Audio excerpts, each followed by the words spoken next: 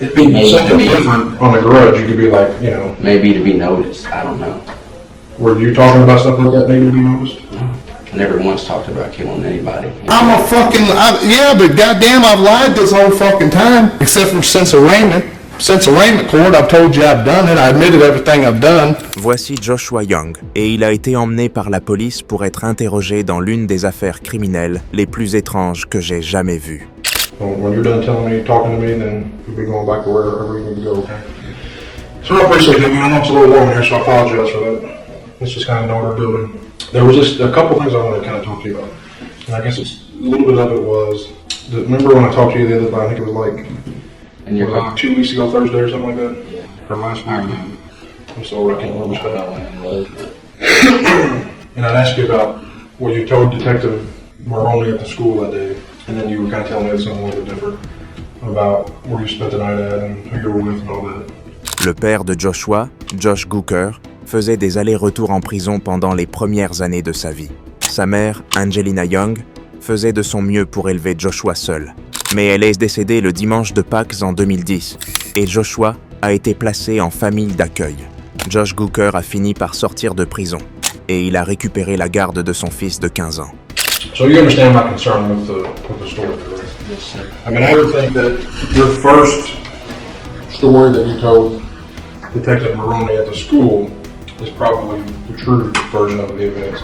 Because Cassie says she doesn't remember if you stayed there or not that night. So we kind of need to get the truth. And there's a lot of other things I want to talk to you about. So let's kind of walk through this part at first. Tell me the truth about that night. We were on the back porch. It was me, him, Dad, and Amanda were. Dad and Amanda stayed on that porch the whole night, evidently, because we were on the back porch and he told me he was going to take a shower and calm down for the night. So I went to Cassie's. I planned on, I didn't know if I was going to sleep down there or sleep down at Amanda's, but I got comfortable down at Cassie's. Ended up watching a movie and falling asleep down there. Pour éviter toute confusion, à partir de maintenant, nous appellerons le père Josh et son fils Joshua. Josh Gooker avait une petite amie instable nommée Amanda Zwicker. Le couple adorait se droguer et avoir des relations sexuelles débridées. Ensuite, ils devenaient toxiques, se séparaient, puis recommençaient le cycle. Tout comme Josh, Amanda avait aussi un fils qui s'appelait Trey, et il avait à peu près le même âge que Joshua Young. So why would you? I guess the first day, it was a bad day. I can understand this. I can understand this. Let me tell you this. I had a family member murdered before. And when I told the police back when I was like 11, I told them the truth the first time. I didn't have to tell them something that I know I was upset and I was scared and I was angry and I was all those things that everybody went through. But I still told the police when they asked me a question, I would tell them what happened. I didn't have to. They didn't have to come back to me a week later, or 2 weeks later, or a month later, because what I told them was the truth. So when you start telling a couple different stories, it makes me wonder about your credibility or your truthfulness. And at this point, I believe the story you told her at the school that day is the true story. Because even Amanda said you were there That night? that night when he was taking a shower. No, I wasn't. You can ask my dad. I mean, but You can ask. the stories aren't even, well, your stories aren't even close. To, I wasn't there. I was in a Cassie's watching TV, getting comfortable. To, I was there, I saw him take a shower. We were gonna go to bed. I saw him put his clothes back on, including his shoes. But I got that story because my dad and Amanda told me that night he walked out the back door full of dress head to toe and then walked back in and shut the door. And of course, I think that's easy to say now. But she clarified with you a couple of different times. So you saw him put his clothes back on? Yes. What kind of shoes did he put on? Some kind of black shoes. It's not like my dad told me, or it's not like Amanda told me, I mean, that's or the her only from kind the of shoes he neighborhood. had, so it had to be the shoes he put back on.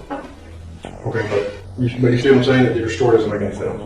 And I don't want you to get jammed up in this murder case at all. Amanda est tombée enceinte de Josh et ils ont célébré cette heureuse nouvelle. Cependant, une nuit, alors que Josh avait des rapports sexuels avec sa cousine, il a accidentellement appelé Amanda, qui a ainsi découvert son infidélité en entendant tout à travers le téléphone.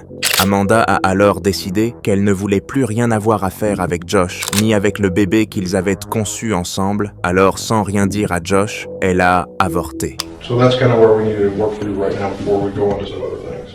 I think you were in the house that night. I think you saw him take a shower. I think you saw him put his clothes back on. And I think you and your dad went back down to where this happened at. And let me just read my phone here real quick. See on my phone? A lot of people have these nowadays. It's got a voice recorder on it. And they can record, and I can talk and say, Chuck, hello, how are you doing, Josh, and I can stop it, and I can save it, and then I can play it. I can talk and say, Chuck, hello, how are you doing, Josh, see how that works? And you would never know if that was on you'd never know if this was sitting there, would you? But I was recording our conversation, you would have no idea. So you have talked to a few people that were smart enough to do something similar to this, either with their phone or with a little digital recorder or something like that. And I know you've talked to a few people. I don't mean police-wise, I mean friends. Some of your friends you've talked to. And you've told your friends a few things, a little more in detail about maybe what happened to Trey.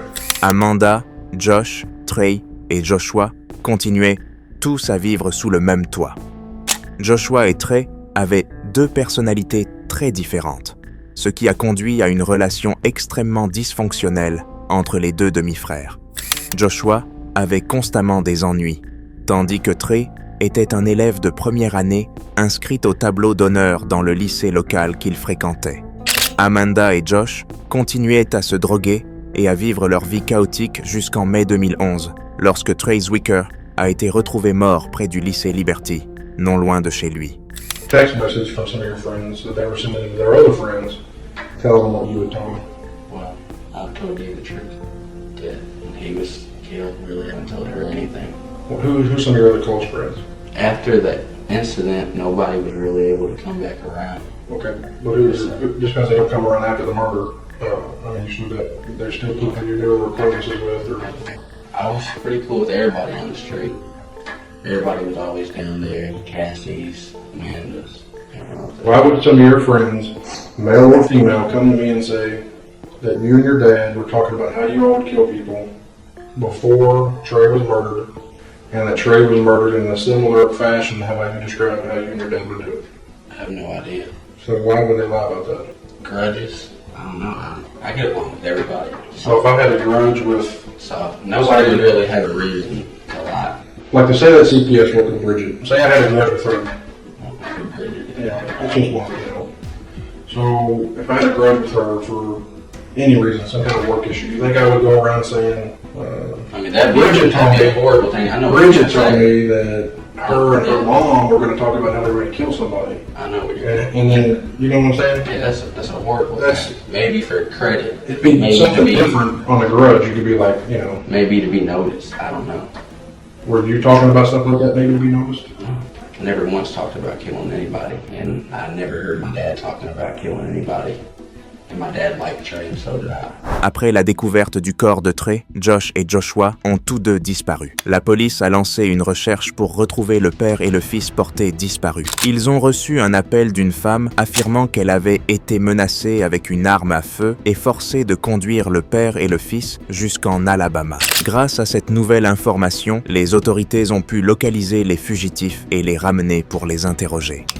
Okay, let's talk about the ride down. Why did you live in Alabama? What was the reason to pick Alabama? We were just passing through Alabama. What made you all even leave? The girl that was with her, who's your shoe? Sister friend. Had you met her before? Huh? Had you met her before? Yeah, no. Because obviously your dad is on parole, so he's not allowed to even leave this county. And I know a few weeks ago y'all went to Michigan. And then y'all go to Alabama. So what was the conversation in the car going down to Alabama? You were driving in the car, what's some of the conversation y'all had? Can't even remember. And I'm specifically talking about just the incident of Trey. I don't even know if we talked to Trey about Trey on the way to Alabama. Well, you all talked about it. Because she did the same thing. She knew that your dad might be a little... She's not sure if she could trust him all the way, so she recorded some of y'all's conversations. I don't believe that because we didn't talk about Trey on the way to Alabama. So why would I hear on the recording that you all were talking about, you specifically talking about, you were kicking Trey in the head? I don't know. That didn't happen. I never have said that in my life. Okay, so your friends that say you were talking about killing people a couple weeks before the murder, and Trey died similarly, and this girl Drame in Alabama, she's lying, so everybody's just lying. That's not true at all. So they're all just liars. I don't know what they are. They aren't telling the truth, so it must make them liars. So have you had a chance to think about, obviously, I mean, your life was pretty good while your dad was in prison. You got into it. You had a much better situation. I mean, I love my dad more than anybody in this world. I'd rather be with him than anybody in this world. So my life was much better with my dad. So your life was better getting arrested in Alabama? Being with my dad, it's all hurt.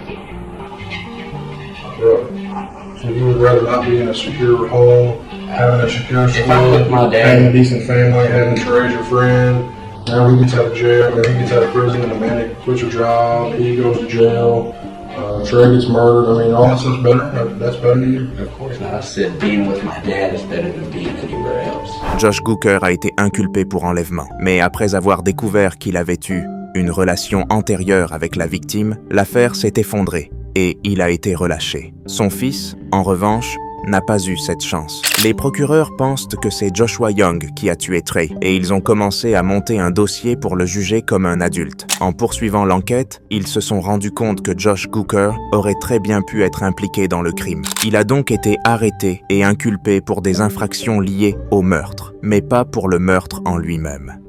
Okay, going back to the forensic stuff. Some people said that your dad talked to somebody, and I'm not going to tell you who, at about 9:37 on that Tuesday night you had the cookout. And he said that he was with you, and your dad said that he was with Trey, and y'all were all smoking weed. And I'm not worried about it if you are, because I ain't the police, I don't care about that. You have to tell you what the story is so you know what I'm talking about. And this was at 9:37. And the toxicology results for Trey after the autopsy was he had marijuana in his urine, but not in his blood, which means it was in the system just quickly enough to get in his urine before he was killed. No, he smokes weed just as much as anybody else. If he has weed in his system, it's in his blood. It's not his blood. It's an everyday thing. It's in his urine only. It did not show up in his blood. Well, he was at his dad's previously before that on the ground. So if your dad is saying he's with you and Trey smoking weed I at don't know if 9:37. he said that. Okay, well he did. At 9:37, and I plus have phone records to verify the person's story that told me this.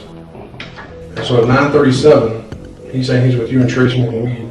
And then Trey didn't have enough weed in his system to get into his blood, which means he was murdered pretty fast after that phone call. I was at Cassie's. No, you weren't at Cassie's. I was. No. With John. John was on the couch. He was waking up, nodding back off. You may have been there at some point, but you weren't there. You were there maybe after Josh took a shower, or Trey took a shower, and Trey got dressed, and Trey tried to leave, and Trey put his shoes back on. Because I know you saw all that. Jusqu'à présent, toutes les preuves qu'il possède sont circonstancielles et tous les témoignages sont de seconde main, ce qui signifie que personne ne prétend avoir vu Joshua Young commettre le crime de ses propres yeux. Au lieu de cela, il leur aurait simplement dit qu'il avait tué Trey. Ce que fait le détective, c'est qu'il prend toutes les preuves dont il dispose et construit un scénario qu'il pense être celui qui s'est réellement produit. Il dit alors à Joshua qu'il a un enregistrement audio, tout en restant aussi vague que possible sur cet enregistrement. Son objectif est de faire croire à Joshua qu'il détient réellement cette preuve, et ainsi peut-être que Joshua pensera avoir été piégé et finira par avouer le crime. I mean, but you see how all the information I'm getting from a lot of different people, from phone records, from autopsy reports. I can tell you, I've never once talked about killing anybody, kicking Trey in the head. Me, Trey, and my dad were not smoking weed at 9:37. That's all false. I mean, you see why I would have to come back and talk to you about that. I Because would everybody's talk to coming to somebody about that. If I had your job, I'd be doing the same thing, and I understand why you're doing it, but I had nothing to do with it, and I'm pretty sure my dad doesn't either.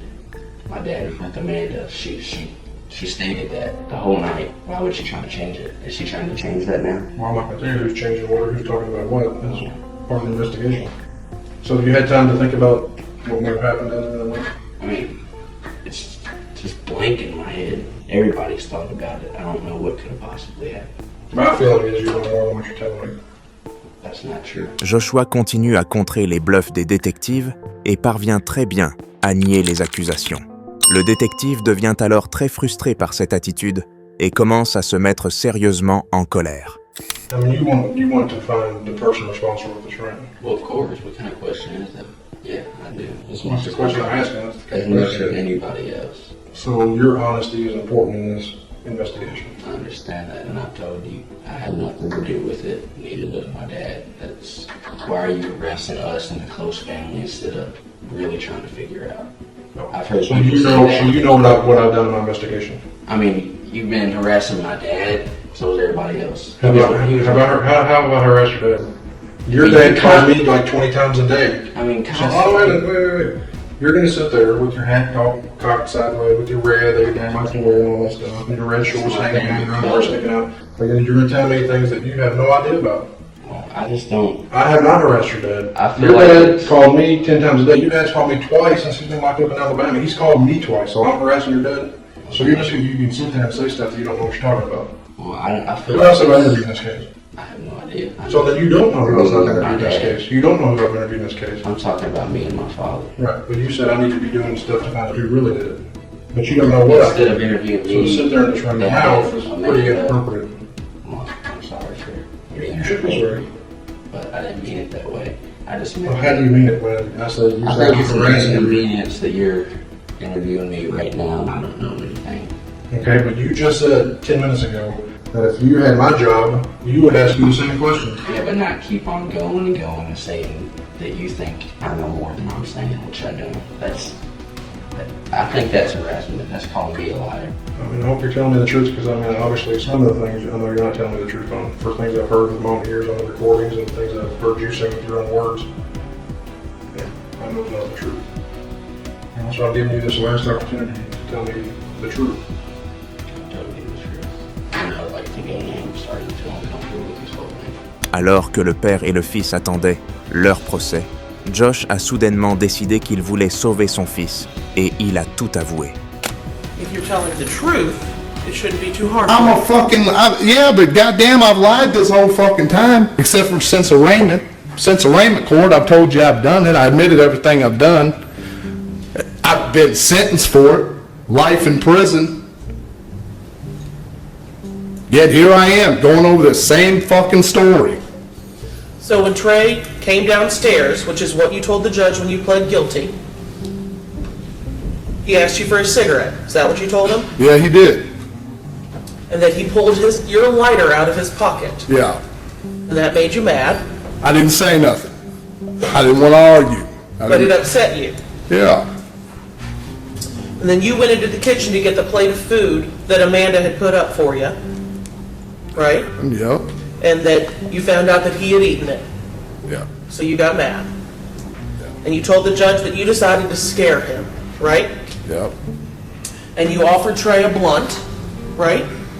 I didn't offer him shit. I just smoked with him. Asked him if he wanted to smoke. You asked him if he wanted to smoke, right? And then ultimately you went down to the spot, right? What's the spot? This is a spot we've all been smoking weed at since we was kids. Now they do it. And that you all, when you got down to the spot, you all did share a blunt that Trey smoked with you. Is that a yes? Yeah. And that while you were down there smoking, Trey picked up a metal pipe. Yeah, he was hitting the tree with it. He was beating the tree with it, is what you told the judge, right? I don't know what I told him. It seemed like I didn't talk to him that long, but yeah, what you're saying is right, yeah. Okay. And then you told Trey, next time you steal from me, I'm going to treat you like a man. Yeah. Yeah? Yeah.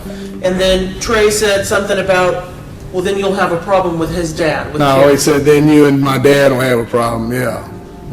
And you said you hit him and he went down. And when he went down, the metal bar was still in his hand. So you punched him to knock him down? Yeah. Is that how you knocked him down? Okay. And then the bar was still in his hand, but you stepped on his hand and took the bar out. Yep. And then you hit him, and before you knew it, it was over. Josh affirme qu'il voulait se venger d'Amanda pour avoir avorté. Il a décrit comment il avait commis le crime et quelle arme il avait utilisée. Son fils Joshua a été inculpé de complot en vue de commettre un meurtre et il a décidé d'aller jusqu'au procès. Verdict form number 1, murder.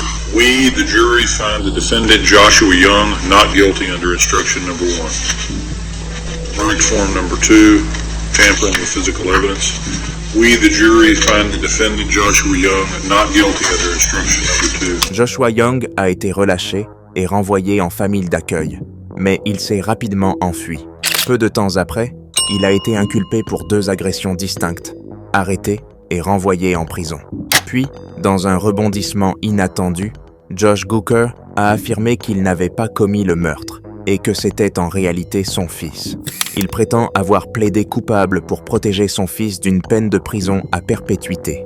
My attorney, Mark Hall, knew what I was doing, knew that I was going to come in here and lie and take the blame for my son, and not only allowed me to do it, but coached me along the way.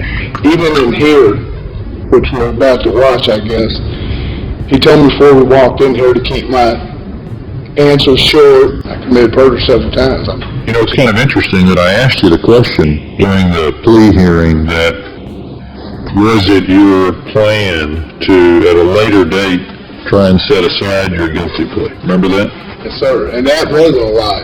I mean, I've admitted I've lied throughout the whole thing. But I thought, even though at that moment Josh was still charged with this, that as soon as that went everywhere, that I said I did it, you accepted my guilty plea, I thought they would dismiss it.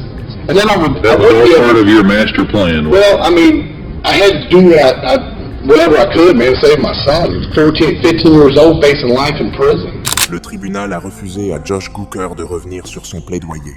Les années ont passé et Joshua Young a continué à avoir des ennuis. Il a été inculpé pour plusieurs délits graves, notamment pour agression et possession d'armes à feu, et a été arrêté, puis envoyé en prison.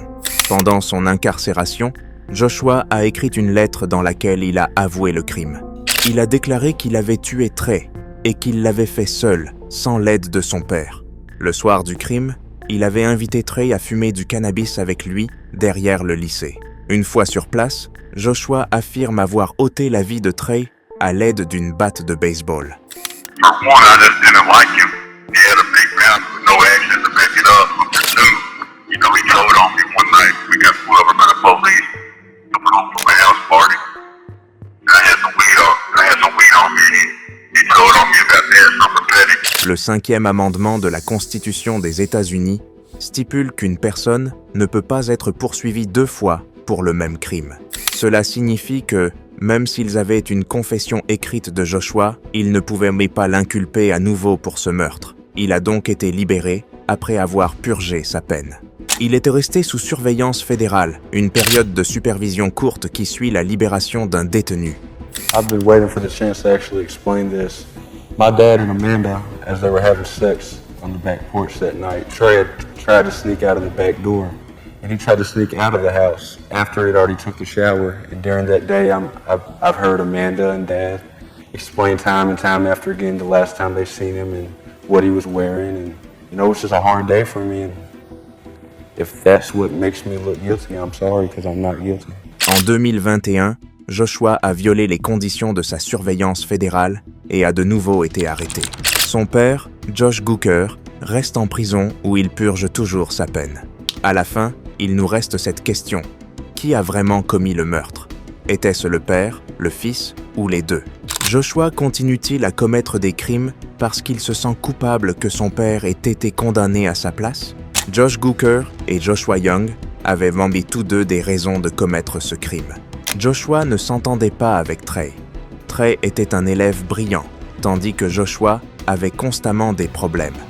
Josh Gooker, quant à lui, avait une raison de se venger d'Amanda pour avoir mis fin à sa grossesse. Il aurait très bien pu être l'auteur du meurtre. La dernière possibilité est, bien sûr, qu'ils l'aient pontifié ensemble. Peut-être que Joshua voulait rendre son père, un ancien détenu, fier de lui. Alors il a ôté la vie à Trey. Nous ne saurons peut-être jamais exactement ce qui s'est passé cette nuit-là. Et pour l'instant, père et fils restent derrière les barreaux. Josh Young was picked up by U.S. Marshals yesterday for violating his federal supervisory release.